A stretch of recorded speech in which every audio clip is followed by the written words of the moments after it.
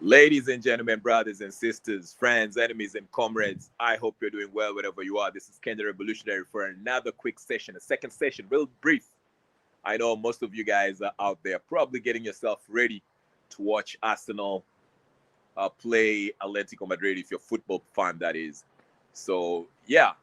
But anyway, here's the thing. I just watched a clip of the Nyeri governor, Mutahi Kahiga. Is that his name? Kahiga. Yeah, Kahiga.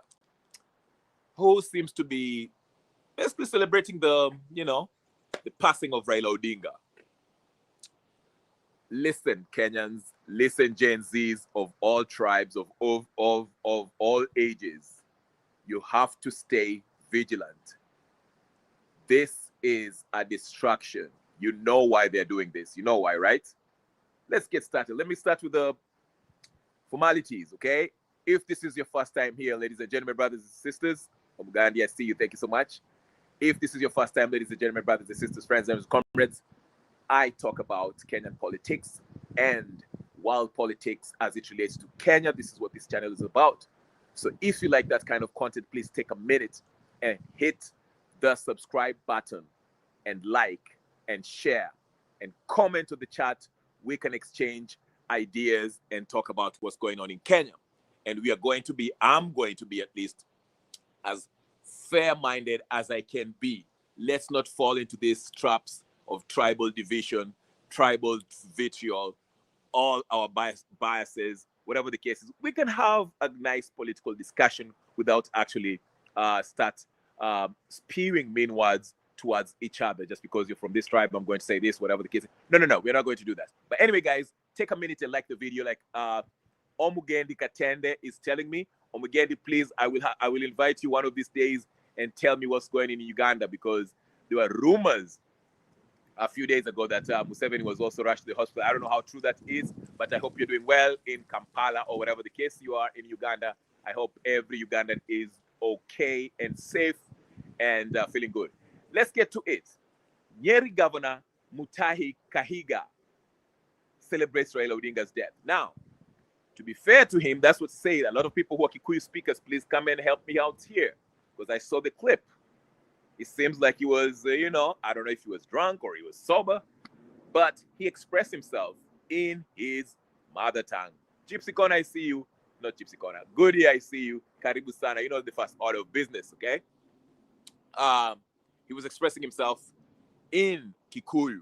I'm not a Kikuyu speaker, but those who speak Kikuyu are saying, who understand Kikuyu, are saying that this guy was basically celebrating the death of Raila Odinga, saying that this guy, like, basically, I'm quoting him, quotes, that Raila Odinga had been the enemy of Mount Kenya for a long time, and now he's gone.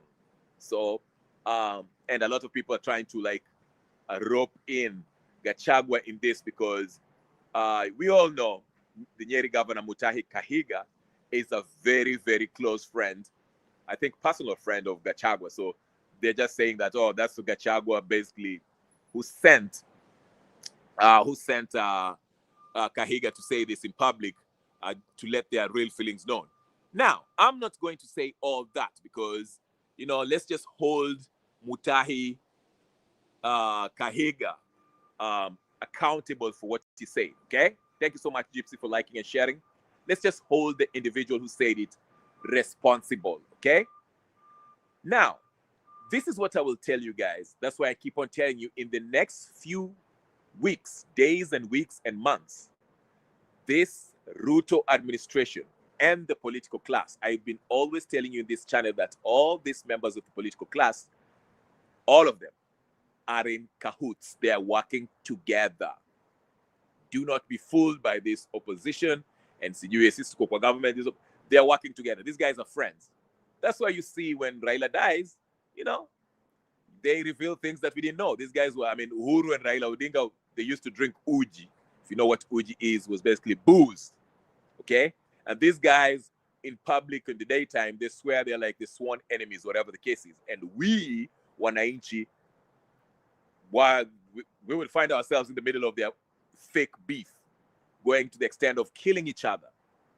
Okay? Over what? Friends who are just playing us as a fiddle. So anyway, Mutahi Kahiga's pronouncements, whatever he said, in kind of celebration of Raila Odinga's death, basically being happy that Raila is gone, is carefully crafted, designed, and delivered to do what? To erect, to stir up tribal division. Because I told you, the discussion right now, the discussion among Gen Zs and Kenyans in general, they are actually getting into terms with these 8 laws that Ruto assented to, okay, when Raila was announced to be dead. Okay, so now the nation, I'm not talking about the newspaper, I'm talking about the people of Kenya, majority of the people of Kenya are coming to terms with the particulars about these draconian laws. 8 laws that were passed in the past, last Friday, I think, last Thursday, okay, the day that news broke that Raila died. So the news was a distraction, you know, to distract us from actually looking into these laws. But hawana bahati, Ruto has no bahati, because even though Raila was being mourned, there's a good number of Kenyans who stayed vigilant and they know about these laws. And now that Raila has been buried, now people are starting to pay close attention to what these laws are saying. And the people are outraged, apoplectic, mad, okay? And there's plans of people going to the streets. Everyone is echoing the same sentiments. So Ruto and the political class and his allies, they have to come up with a plan. The first step when there's a crisis looming.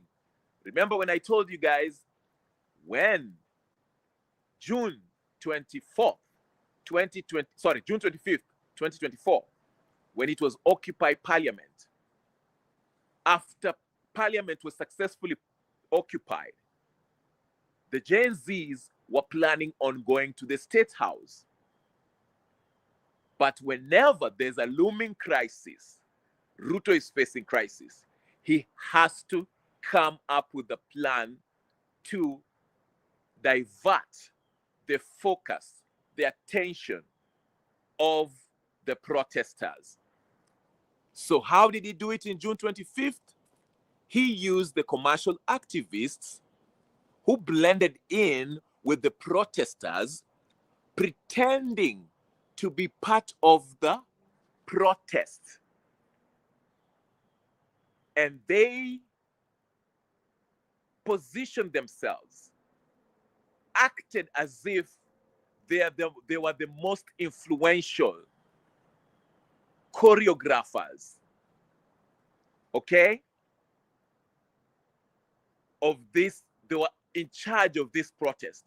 And they started suggesting that, hey, listen, guys, it's not a good idea going to the State House because it's a protected area. Mutauliwa. Remember wakina Boniface Mwangi, Hanifa, and all those clowns, the human rights, whatever his name is, Mohammed Khaled, whatever his name is, okay? Wakaanza kutuambia, guys, go back home, State House is a protected area, tutauliwa. If it was about kuuliwa, there were enough Gen Z who were already waliuliwa on their way to State House. So it didn't make sense for them to tell us to stop. Kim, I see you, karibu sana. Yes, Kim, you're right. Oh, I have to highlight this message. Kim, I'm really liking your comments. You are on task. You're on top of it. Okay? You are seeing what I'm seeing. We are officially in rage bait season. Shots are being fired both from Murima and Lake. It will get worse from here on. Abso-freaking-lutely. I might just shut down this video and just go home, because you've nailed it on the head. rage bait. So, to continue with my thoughts, like I was saying, when there's a crisis looming, Ruto uses his first lieutenants on the front line, the fake commercial activists. Since we were on the ground and they blended in with the protesters, they diverted the attention, the initial plan of going to the status, and that's how Ruto survived. So in this case, Raila is dead. Everyone is coming into terms, are starting to understand what's really on these bills that were passed and now are law. The 11 parastatals that are sold already or are in the process of being sold, the land laws, the cybercrime laws, how punitive, restrictive they are. Okay? People are coming to terms with that because Raila now is Storia Raila Meisha. I told you. Majority of us have the Mugedi is telling you Museveni's playbook. I don't know how Museveni operates in Uganda, but I will take your word for it, Mugendi. Okay? So they use that funeral, to divert attention from actually people looking into the law. So now that Raila is dead and the attention is away from Raila is resting in peace. Now everyone is now chambuaring what is in the law. If you go to the X, in your X pages, you'll see everyone is trying to read through the laws, what it actually says. People are posting, and everyone is shocked. Yes, good ear. Ruto is holding the keys to ODM. ODM is gone. ODM is in Ruto's pockets already. Okay? So here we are. What could it be? What can the political class and Ruto's regime being the mascot of this corrupt political class of Kenya, what can they come up with to actually play into our emotions?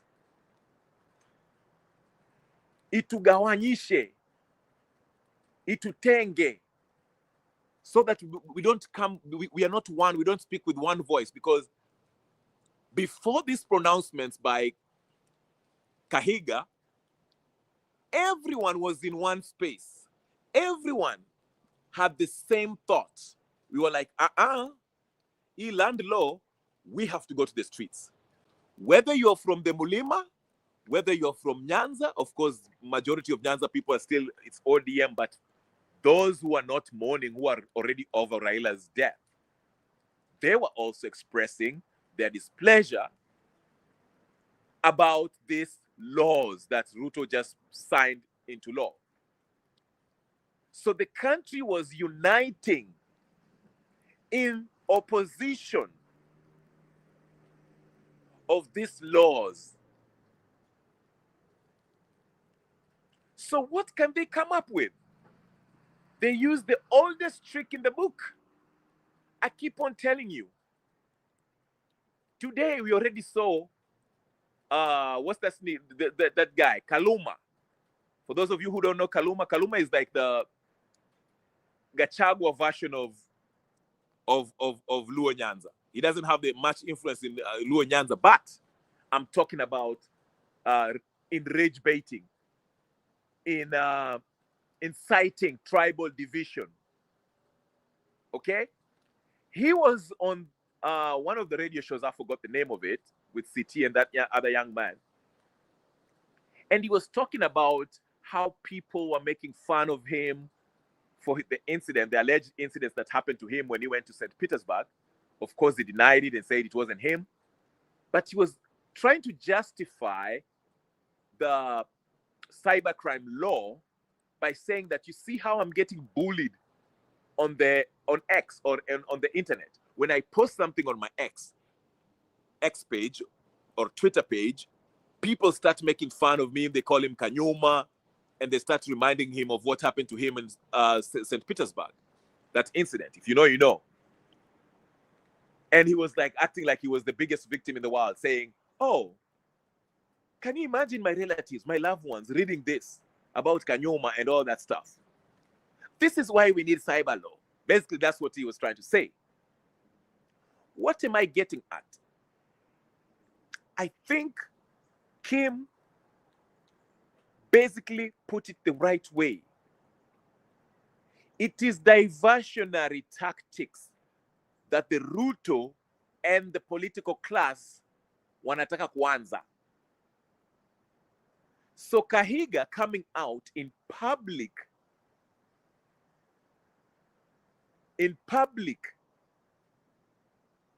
making such statement, knowing very well what he says will actually go viral and will offend the people of the lake. I'm giving it, let me look at the time.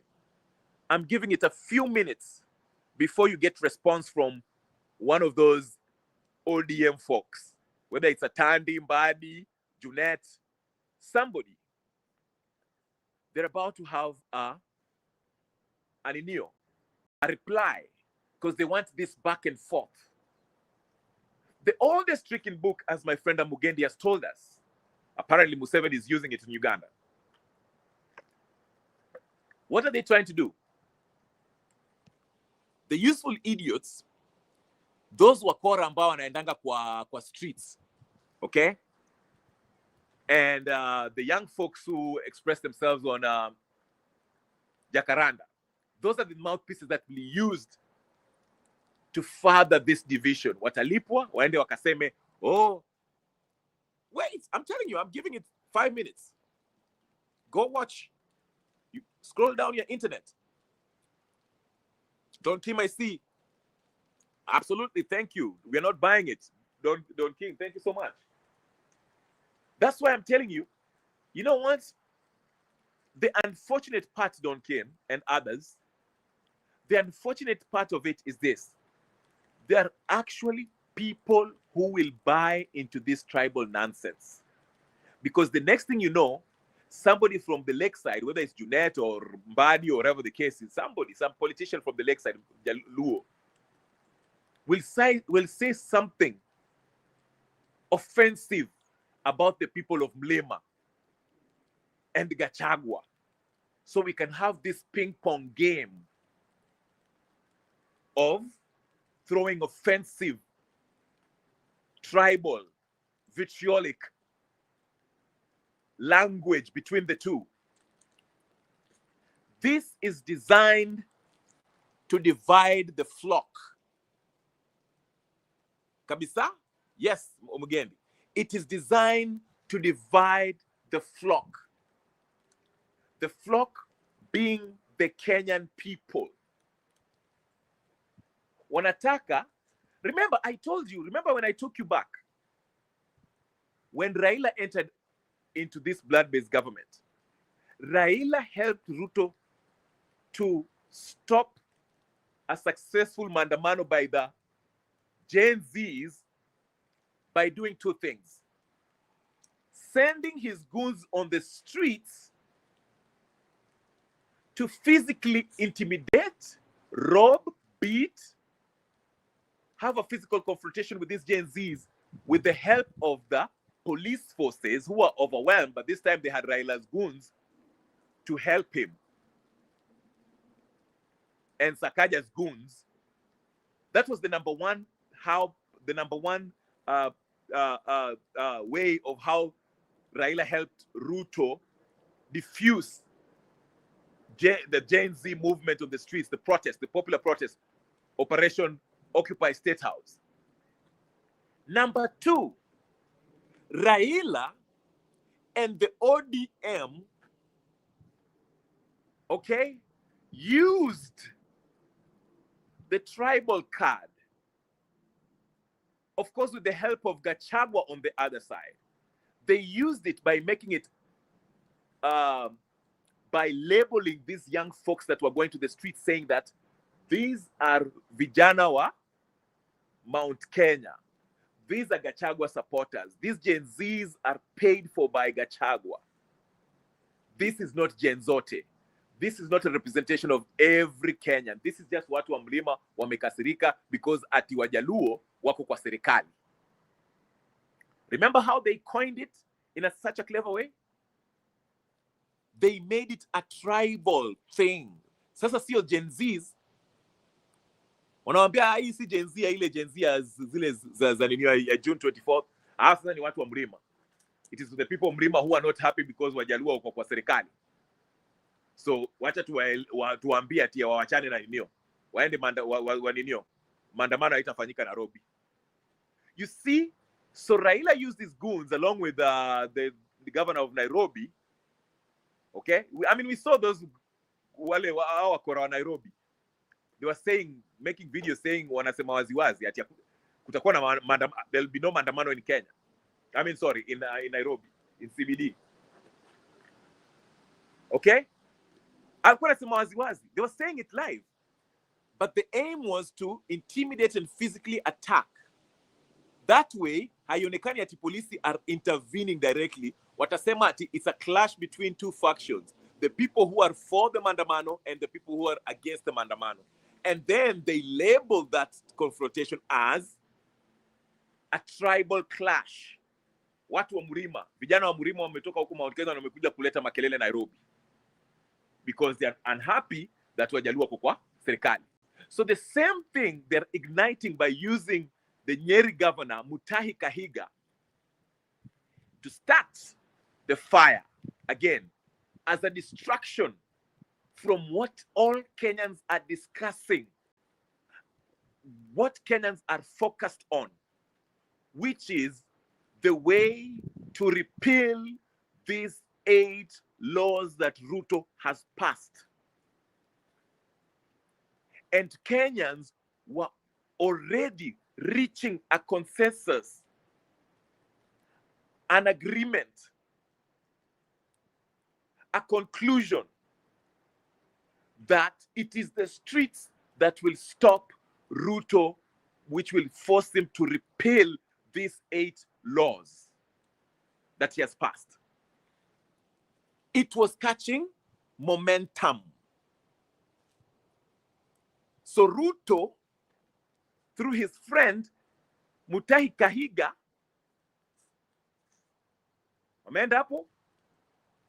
made inflammatory comments that he knows it's designed to spite the people of Nyanza. Since he has thrown an alley-oop to Wakina Kaluma on the lakeside, these Raila minions, orphans, will take this an opportunity to try to score a few cool points with the people of Nyanza. By doing what? Returning the favor. By doing what? Verbally making incendiary, offensive, vitriolic comments about the people of Mlema or their leaders, so that the youth can look at it and say, wale Wajaluo wanatutukana. And on the other side, hawa watasema, oh, wale Wakikuyu wanatukana Raila Odinga na Raila Odinga ni our leader. Atunafurahia ati Raila amekufa. You see what I'm saying? That's what they want. So that the focus cannot be on these laws that we are all starting to agree that, you know what? We need to go to the streets and force Ruto and the parliamentarians to repeal these laws. That is what is happening. And like Kim said, let me highlight the comment here. Okay? Kim says something that I will highlight it again.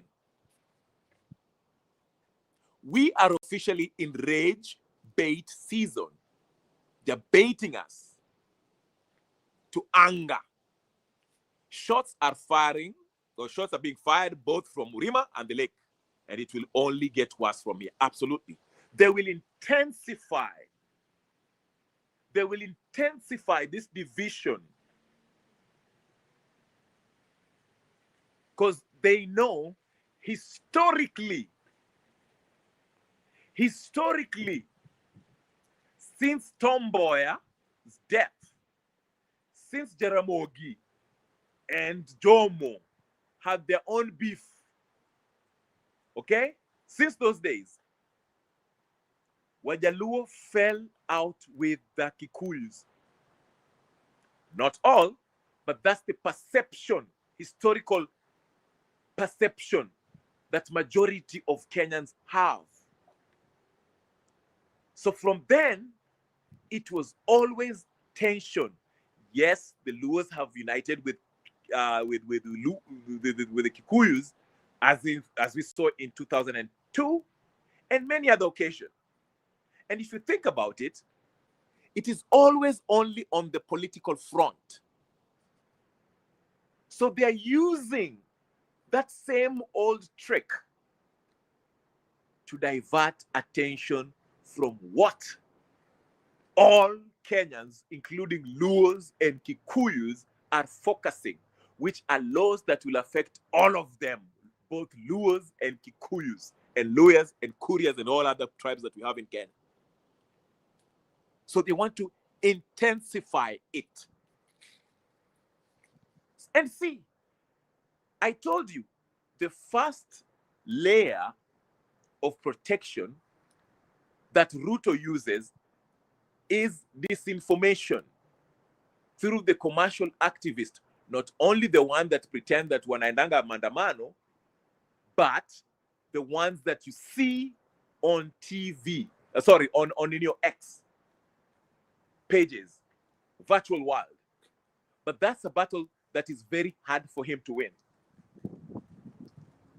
It's a very hard battle for Ruto to win that battle, because amejua Twitter, IG, TikTok, hapo ukwanga ukweli.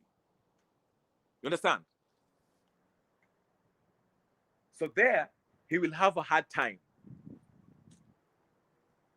Okay?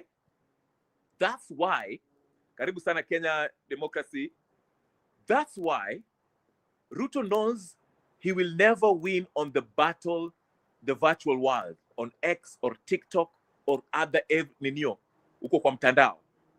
So what he did, he passed this cybercrime law. Ndio anyamazishe zile sauti ambayo inakuja na ukweli, na ile sauti ambayo ya propaganda inaendelea mbele. Okay? So that's what he's up to. That is what Ruto is up to. And it's not only Ruto, like I say, it is the political class. This is a fight for survival for them. He knows he won't win the election with free online press. Absolutely. Ruto is never going to win this election. He's going to steal it. Oh, let me just watch any. Oh, I'm glad you mentioned something about election. Are you following what is happening with the registration? All of you, everyone that's watching, are you guys following what is happening with the registration? Ukienda kuregister huko. I don't know wale watu wa kusema ati endeni nikachukue kura. I told you guys.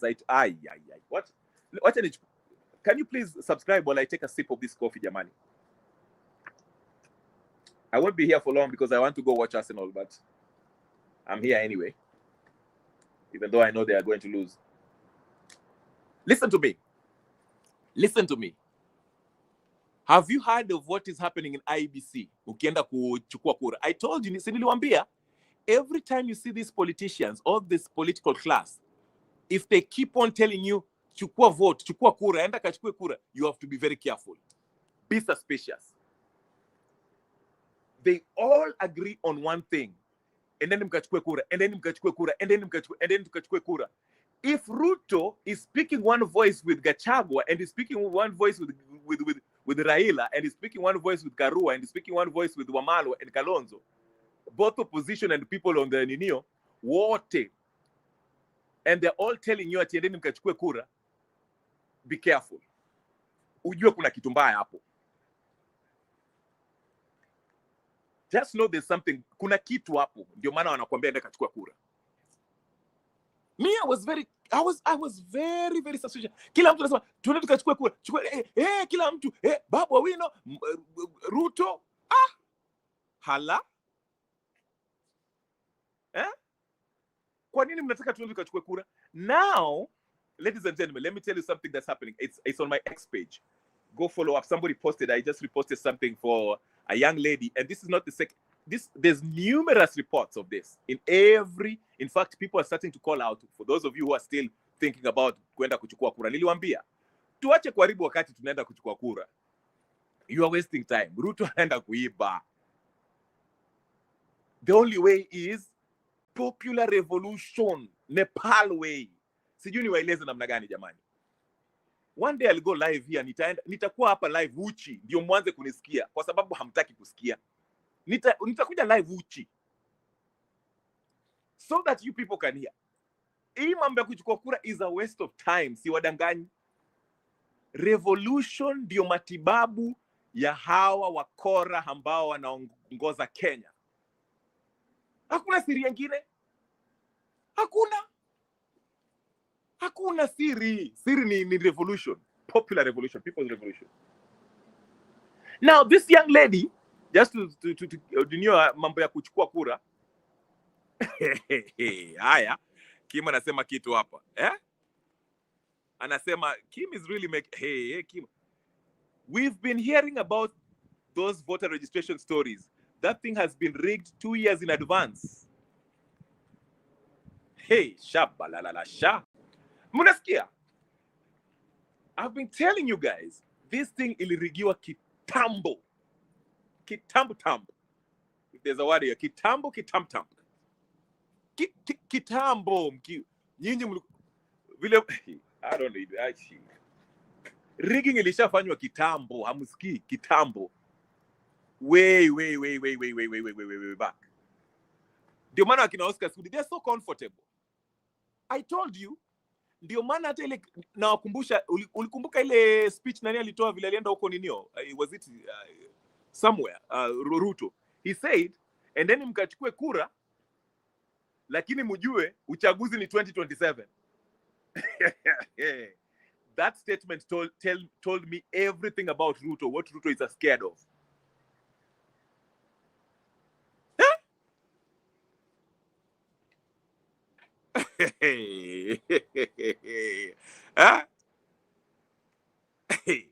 So anyway, this young lady went to take alienda kuchukua register to vote, and once she tried to confirm where her vote imeenda, anaambiwa ati I'll register in another different location.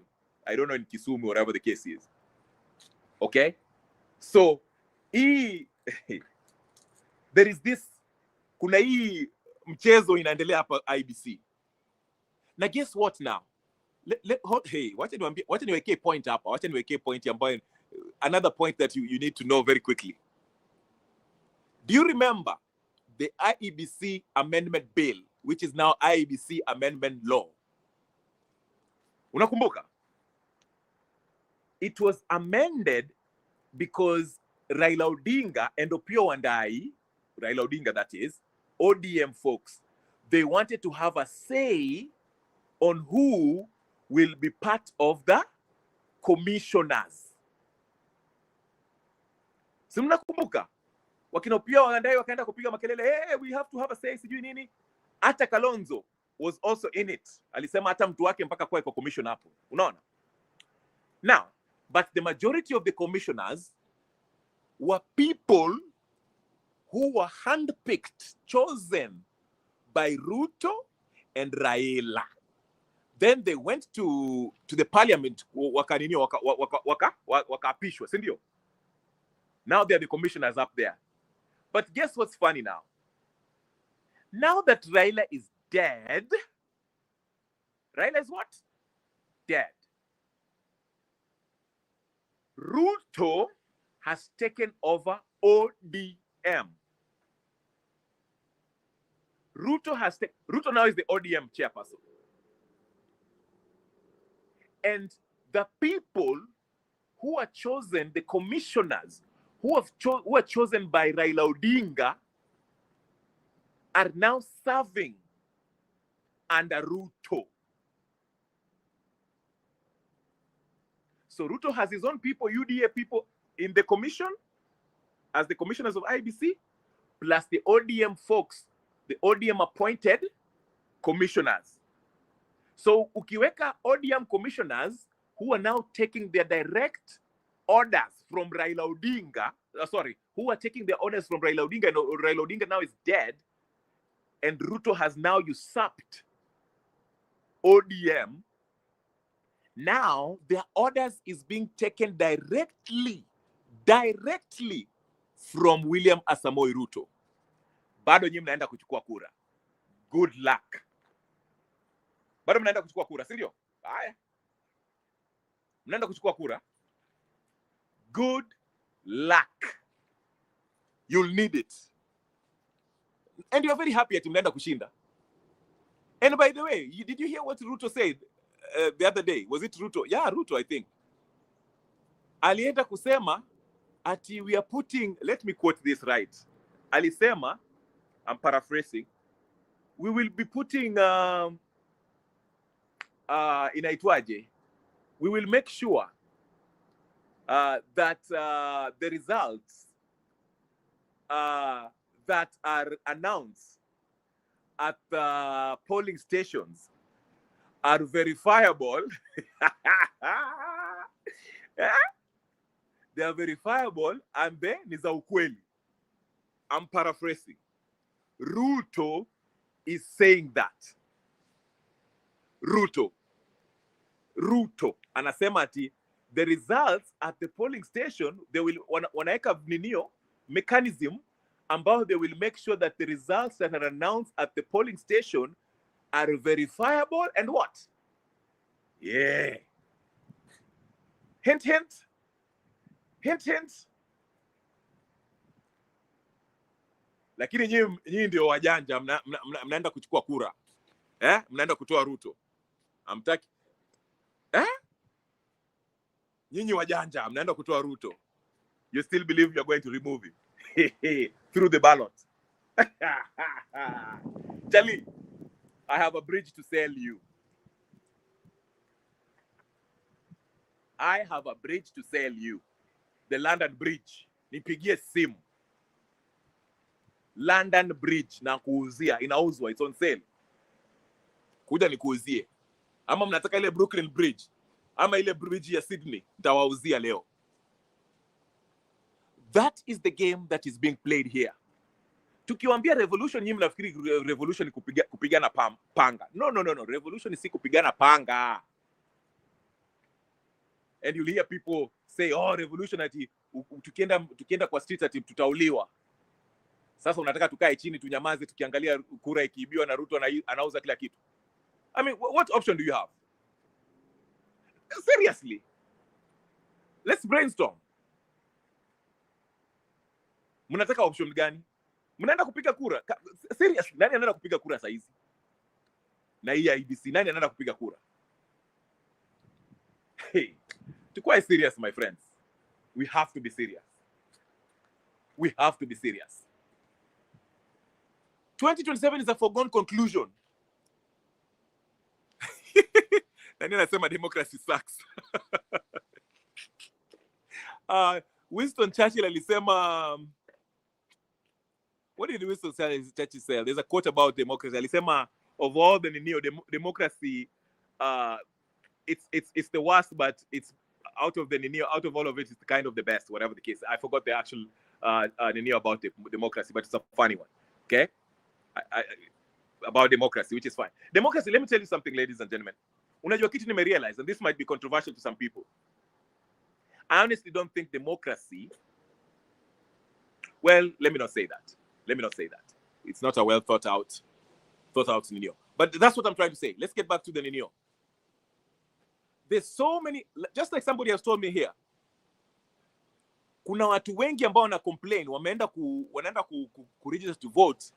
Wanaenda ku register to vote, because if you register to vote in let's say Kawangware, on election day you're supposed to go vote where? Kawangware. if that's where you want to go vote, unafaa kuenda kuvote. But wewe unaenda una register hapo Kawangware, ukienda kuangalia ati jina yangu iko wapi, unaambiwa ati your voting place ni iko huko ninio Kericho. Unafaa kuenda kuvote huko Kericho. And Ruto, of all the things he could say, alisema, you know, when I heard it, I had to laugh. I had to laugh because it's ridiculous. Mnaenda kuibiwa wazi wazi mkiangalia. Yani Ruto anawaambia, this is the level of madharau that Ruto has. Contempt that he has for Kenyan people, voters. Eh? Basically, Ruto is saying this. I'm going to steal, and this is how I'm going to steal. Please try to stop me. Good luck. Na nyinyi bado mnaenda, hey! Chukueni kura, chukueni kura, chukueni kura, chukueni kura, ongele, Tibim, tabam, tabum, tabum, tabam. One time, two time, hoo-ha, ha. Twendeni tukatoe Ruto, Ruto one time, one time, tunaenda kumtoa. Boss. Niliwaambia kuna kitu inaitwa silence power. Silence power. Real power is silence. Ndio maana unaona Mungu anatembea kwa upole. Uonangi Mungu ati unaona unamwangalia Mungu wako hapo anasema ndio mimi ni Mungu. No. Silence, it's very particular. And this is the most powerful being in the universe. He only speaks to a few. Ambao anataka kuninio, ambao anajua watamsikia. And the devil is using that too nowadays. Hata yeye pia anakupingi Mungu. Real power is silence. Nyinyi ile mnapiga makelele one time, one time, sijui nini. Yeye anapanga vitu huko IBC. And he's putting it in law. So when he mkimpeleka kotini atasema this is justified. Ilipitishwa. Sasa zile mnapiga mduru huko, Agomba amekufa. Amepitisha laws 8 of them that will affect you. By the time you finish crying, hiyo land ulikuwa unalilia, ukirudi kwa nyumba yako is no longer your nyumba. Unaambiwa taxes ni unalipa 50% of your income. Na ikifika certain time you losing your house, your land. Sasa mnasema tukachukue kura, na Ruto pia even Ruto is telling you endeni kachukue kura. Endeni kachukue kura. Lakini mjue ni 2027. Msijaribu kunitoa before then. Na mnaenda, tunaenda kuchukua kura, tutachunga kura, tutachunga kura. And Ruto has thrown you a hint by yesterday saying, was the day before Raila thing happened. Alisema, we will put mechanisms, whatever those kind of mechanisms are, that will ensure that the results at the polling station is verifiable and transparent. Because he knows the electoral presidential results are determined at the polling stations. Tuende tukachukue kura. Endeni. Unapiga kura, unaenda kuregister hapo Nairobi, Kawangware, unaambiwa wewe unafaa kupiga kura huko Narok. That's where your name is. Ile polling station huko Narok. Enda kapige huko. Una register hapo Kiambu. As a voter in Kiambu, unaambiwa wewe kura yako unafaa kupiga huko Kericho. Enda Kericho. Unaenda una register hapo Nyeri. Polling register kuvote hapo Nyeri. Unaambiwa wewe enda kwa ile police station iko huko kama Gambo, huko Ukwala. Huko Nyanza hapo. Enda hapo ndio jina yako iko. Sasa ukapiga kura huko.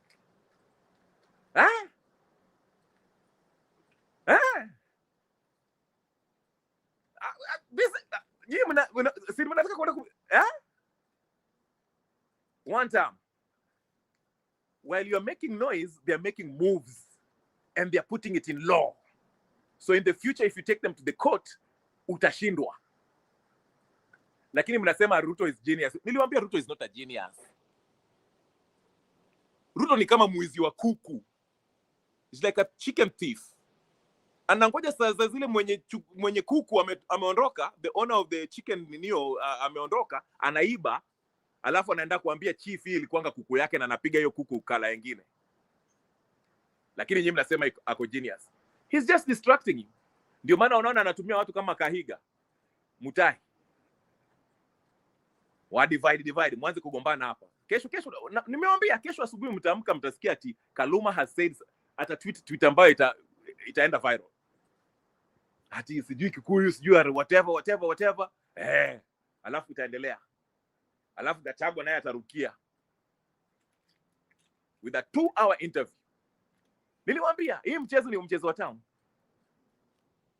But there's one thing I will talk about in my next video. It's something about Kenyan politics and politicians. What Raila typifies. Okay? He typifies the average politician in Kenya. What do I mean by that? I'm coming back to Kahiga. Relax. What I mean is this. Majority of us Kenyans, we start well. Tunaanzanga na good intentions. Tunaingia hapo tunasema Nyeri system iko corrupt. Lakini I want to do something about it. We need to speak about it. Hatuwezi kuendelea hivi. That's how we start. And we are very vocal. And we hold a campaign tukisema mimi nikifika ikulu hizi vitu tutachange. Hata kama wewe ni member of parliament or governor, whatever the case is. Wote wako hivyo. You start very uko na ile zeal. You speak boldly to power. But the problem always comes when actually power is in your hands or you are confronted. Una face obstacle. For example, let me use myself as an example. I make videos about Kenyan politics and I'm very critical about the political system of Kenya. Okay? Now, the question is, if I start becoming influential to a point where people are actually listening, and Ruto is kind of troubled with what I'm saying, okay? If I get confronted by Ruto or through his emissaries, wanikaishe chini hapa waniambie, boss, when miangalia hizo video zako, man, you're not saying good things about me. Sasa wewe, fanya hivi, boss. We can either make a deal, mimi nitakurushia kitu hapa, utulie, na hii moto unaongea nayo hapa hivi. Or, nikikupata, it's on you. Omba Mungu. Basically a threat. Nitakumaliza, nikupeleke Kodiaga ama Kamiti, ama upotee, or nitakutupia kitu kidogo, unyamaze. This is the kind of challenges that you will face if you're criticizing the system. And when that time comes, that is when we shall be able to separate the real versus the fake. Unasikia? Because there are many people, many politicians who started by saying the right things. Wakina Kalwale, Raila Odinga, Orengo. All of these people. But at some point, they were confronted. And they had to make a choice. Raila did it in a very clever way. Moi alimconfront, akampeleka, detention, right? Now, we don't know those 9 years what transpired. I don't know if Moi made a deal with him. Did he actually serve those 9 years or whatever the case is? But when Raila came out, a few years down the line, the very person who had detained him for 9 years without trial, he joined hands with politically. Well aware, very cognizant of the fact that the policies and the way in which Moi was administering, and you're heading this nation, was an oppressive way of ruling, but he chose to stick with Moi. When Kibaki started, it started well. Kibaki lost his way.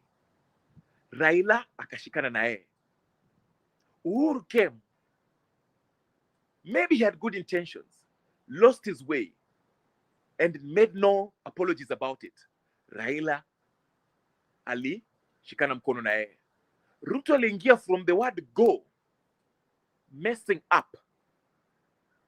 Raila akasema there'll nothing come out about Ruto. Nothing good will come out from this Ruto's regime. Raila akashikana na yeye. What am I saying? In your political journey, for those of you who want to be politicians now, na hata watu sisi ambao tunasema revolutionary, tunataka revolution. The question is, when you get confronted by this oppressive regime, whether they are confronting you to offer you to compromise, or they're confronting you wakufanyia ile kitu, are you going to compromise and be part of the oppression, or are you going to stand up for what's real? Because this goes deeper than likes and sharing and all that. Do you mean what you say?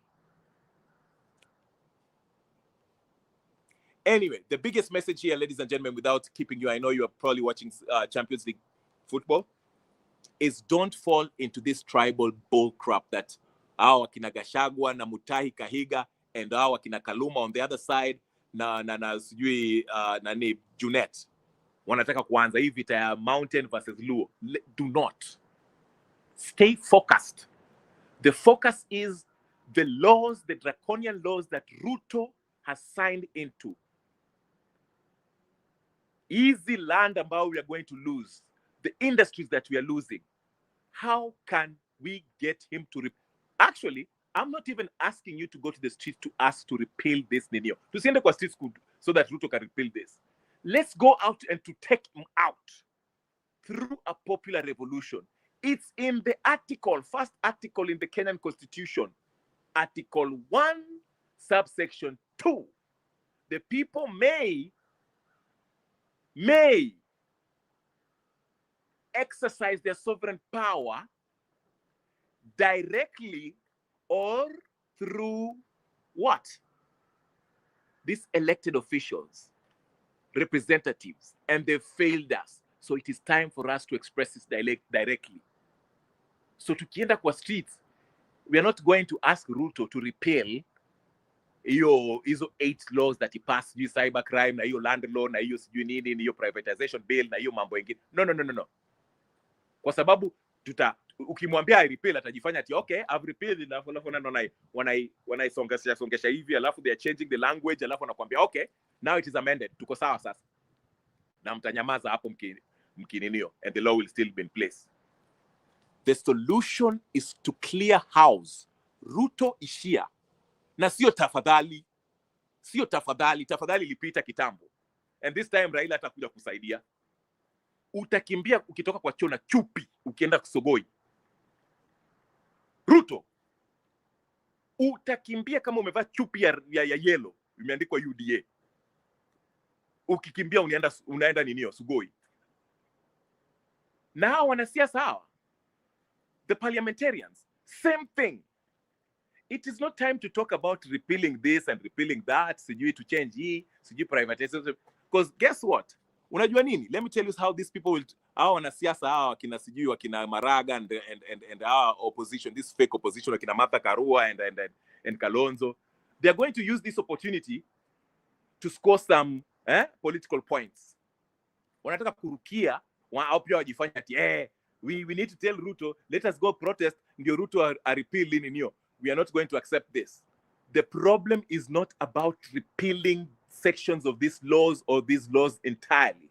The problem is these people who are in power, who has been sitting on us for years, decades, since Moi days, since Jomo's days, in 1960s up to this day. The problem is them. So we are going to clear out the house through a popular people's revolution. Kila mtu aende nyumbani. Then we shall start addressing the laws. Then we shall start repealing the laws. Then we shall institute and implement the constitution as it was meant to be. The problem is not repealing of these laws. The problem is not amending these laws. The problem is not going out there to try to sijui kufanya hizi law. The problem ni hawa watu, the individuals. They're all corrupt from top down, bottom up. Wame corrupt wote. So we have to clean house. And it will not be solved by going to the ballot. You've already seen these cases. Unaenda kuregister hapo ninio Kiambu, unaambiwa ati wewe utaenda kuvote huko na nyuki. Unaenda kurenew register hapo Isili, unaambiwa wewe enda ka vote huko ninio Kipkorgot. That's how you do it. Anything less than that is hot hogwash. Unasikia? Anything less than what I just said, a popular revolution, ni story meant for entertainment and excitement. Because this is what these politicians want to do, especially the ones on the opposition. They'll take this opportunity, enyewe, easy laws, they are so bad. Ruto was trying to be sneaky. Sijui nini. Now pia utaona wamevaa kabuti, wanaenda huko kwa street, wanajifanya ati hao pia they are the people. Because now there's a vacuum left by Raila Odinga, and everyone is scrambling to fill it. From Babu Owino to Sifuna to Gachagua to whatever the case is. Unaelewa? Everyone wants to be the crowd's favorite because the crowd favorites, I guess, I'm a talk. Unaelewa? So have that in mind. Don't fall for Kabila. Do not. They'll even try violence. I'm pretty sure atajaribu. Utaona watu wataanza kupigana sijui Kericho hapo, what's that border there? Nakuru. To excite, kuwatoa focus. Meanwhile, how politicians now pia watajifanya, they'll be talking about repealing these laws. Oh, we should repeal this. We should repeal that. The problem is not, it's deeper than just repealing one law. It is the whole entire system that is rotten, that needs to be overhauled. Na tukishaye overhaul atumalizi tu hivyo, tutafungua vitabu. Ruto, hii plot ulitoa wapi? Wapi? Kalonzo. Ni Yaya Center Mayata sijui whatever. Hii ulinunua namna gani? Mshahara yako ni hivi, okay, committee. That's how you solve problems. Tunawaambia. But watch. In the coming days, they're now lining up. They want to go to Citizen TV. They want to go to KTN. Everyone wants to say good things about Raila. Oh, Raila, the father of Siju democracy. Hey, I used to work with Raila. He had good intentions. And now you see, Ruto is passing things that were contrary to what Raila believed. Raila did not believe in anything democratic. Raila alikuwa amesimama hapo the last month akisema ati pipeline iuzwe tupate pesa. Father demokrasia gani? Raila alikuwa amesimama hapo anatuambia Adani is a very good company. Na Adani wamekuwa sued hapo hata India, wamesued Australia, wamekuwa, in fact the owners of Adani they have a active bench warrant in US, wanatafutwa waende kotini. Na father of democracy alikuwa anasema Adani is a very good company. Very good company. Pipeline iuzwe tupate pesa.